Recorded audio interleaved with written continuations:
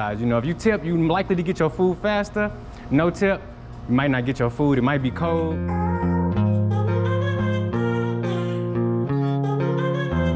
Alright, so welcome back.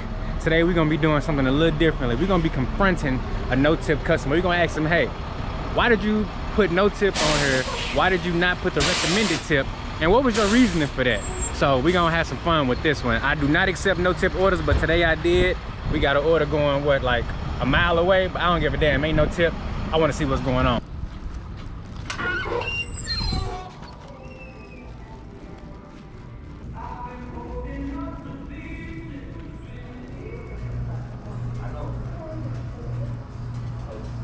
You been? Yep, right here. You get my message?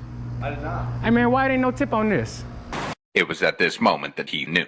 He fucked up. No. My bad. We don't drive for free, it ain't cool to not tip. I took this for the purposes of the video because I do YouTube. Oh, you did? And I'm teaching other people to not take orders like this. So I wanted to know why there ain't no tip on her. They don't pay, you know they only like paying me $2 for this? To bring it here? Yeah. From, I don't know where it's at. Teriyaki Madness? Yeah, I don't know where it's at. Yeah, it's too far for no tip.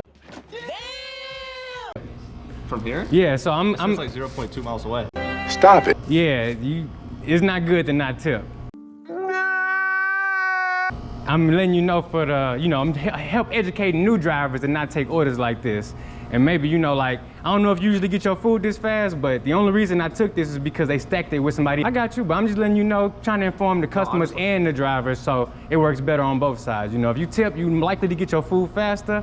No tip, you might not get your food. It might be cold. You know what I'm saying?